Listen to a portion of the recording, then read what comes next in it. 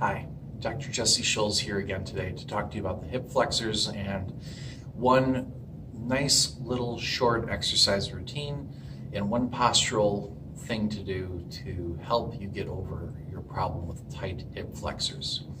Now, this program would not be recommended for you if you have problems with kneeling.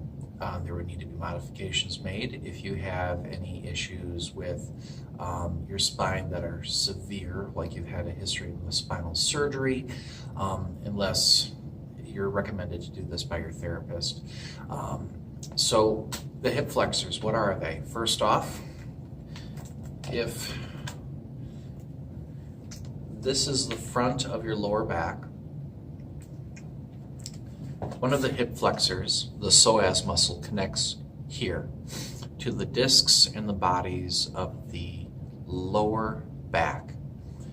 This muscle, the psoas, gets together with this iliacus muscle that lives on the inside of the pelvis here.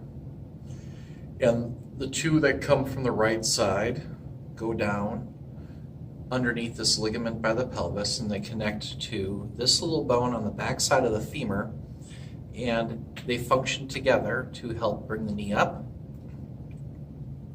It'll help to stabilize the spine.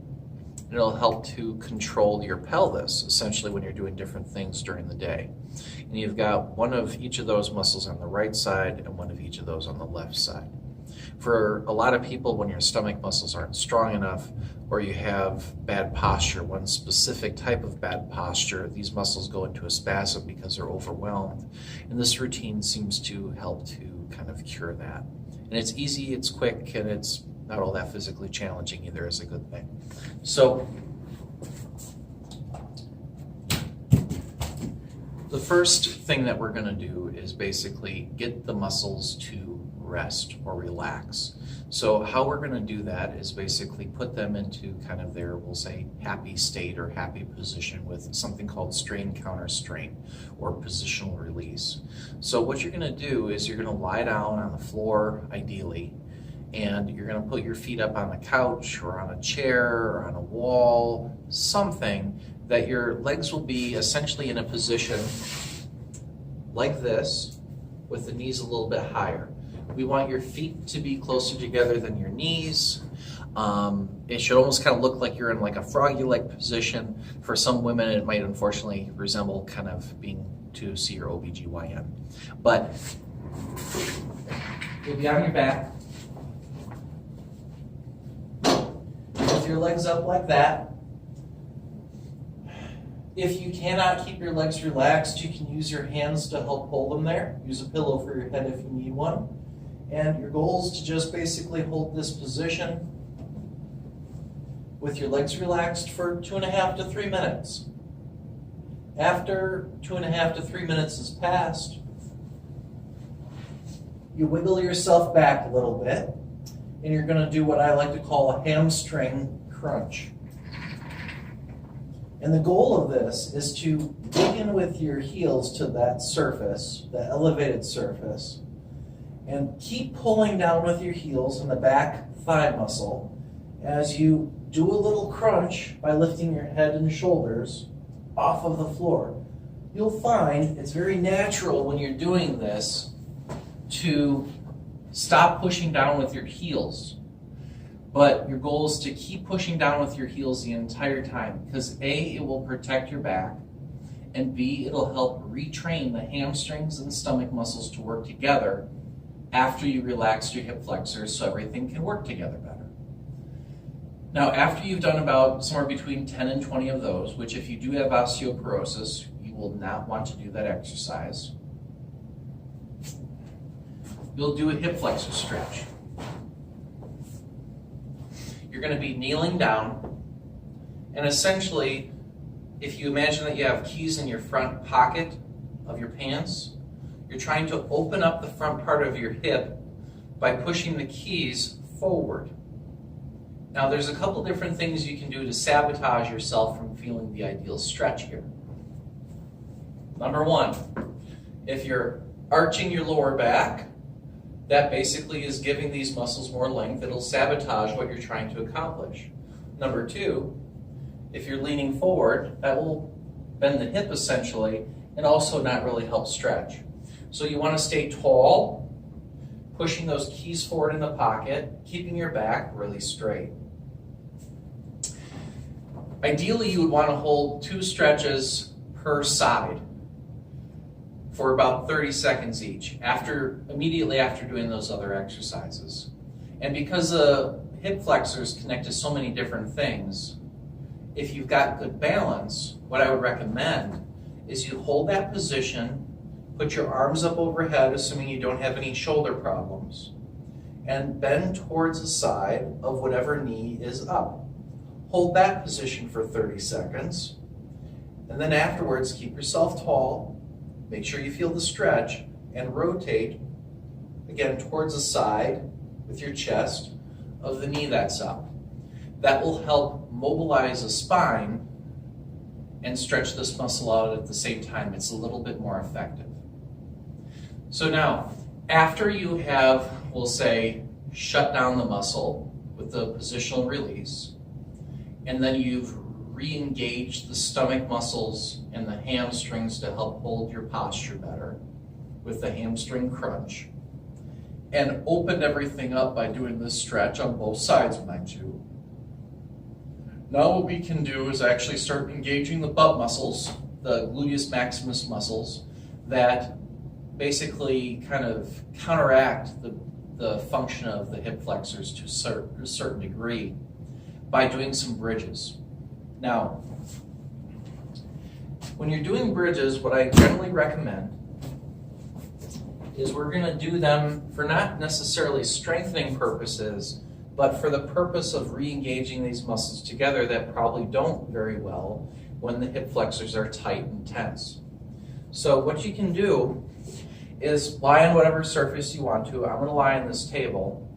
And what you need is 2 different pieces of equipment. Some sort of soft ball that you can squeeze with your knees, not a soft ball for softball, and some sort of a resistance band, hopefully at least moderate strength, maybe a little bit more than that. And what you're going to do is you're going to lay on your back with your feet together and your knees around the ball. And while you're laying on your back, you're going to roll your pelvis so that your belt buckle comes towards your belly button. And you're going to hold that pelvic position as you lift your hips up. And when you lift your hips up, you should lift your hips up so that they are up all the way. There should be a straight line between your knee, the center of your hip, and your shoulder. After you do about 10 of those, with the ball between your knees, rolling the pelvis, lifting up fully, lowering back down, then we're going to do with the band. This is going to activate slightly different muscles around the hips. So to do this, I'm just going to tie my legs up with this very light resistance band, but for demonstration purposes, this will be fine. And I will again keep my feet together with my knees apart. Roll my pelvis to bring my belt buckle towards my belly button, to keep my back flat, and then lift my hips up, keeping my knees wide, lifting those hips up fully, and then lowering back down. And again, you just want to do one more group of 10 of those. Now, if you're engaging all these muscles in much better, more natural, healthy, functioning ways, and you find that you feel a lot better after this, but it doesn't last very long, the key now becomes to figure out what you're doing wrong with your posture during the day, to figure out if you're sabotaging yourself, because this program should last for a while. I'm not going to say if you sit down for a couple hours, you might not get up and these muscles might not be tight again, because they tend to just tighten up again when you sit for a long period of time. But usually how you sit and how you stand and how you lift matters a lot. So one of the typical things I see that seems to make a big difference with this is when you sit, if you sit with your lower back being significantly arched, which a lot of people think is good posture, but it's not, that usually will use that upper muscle, the psoas, to wrench on the spine. And if you're using that muscle constantly to do this, it will just stay tense. So it's important to know that the lower back should have a small, soft little curve in it. And so if I'm sitting, and if I roll my pelvis all the way back, and I roll it all the way forward, somewhere in between those 2 points is neutral spine, and that's the ideal position of your spine for you. And if you can remain in that position, the hip flexors, when you're sitting, should generally stay more quieted down. Now, if you're doing that and you still say, nope, if I sit for a half hour, my muscles still tighten up, what you might need is some sort of additional back support. Whether some muscle is too tight or a little bit too weak to hold you in that position, which usually muscles don't have to be too strong for you to sit. But putting a towel roll either across the spine or up and down along the spine can help to give that spine a little bit more support. And if you asked, where should I put that support? Everybody's a little bit different based upon your chair, your body. So I would generally say go with what feels the most comfortable. So if you put it down here at the belt line and you say, yeah, that feels a lot better, that's probably the right spot for you. But I would encourage you also to try it up here, maybe right there, try it vertically along the spine here, and see if any of those spots give you better relief. And again, stick with whatever works for you in your chair, in your situation for your body. Now, the other thing is a lot of us, and a lot of younger females in high school nowadays, tend to stand with their stomach muscles relaxed and their butt out, which makes it look like they have a big butt, and their back super arched. Now, this relaxed stomach, extended back, just causes a lot of muscle imbalances through here.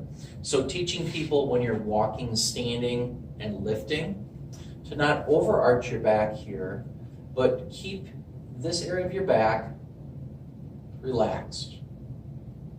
For some people, you'll get an appropriate cue to roll your pelvis backwards. For some people, that's exactly what you need to do. And that will get everything to line up right. But that's more of a problem coming from the lower part of your kind of pelvis, we'll say the thighs.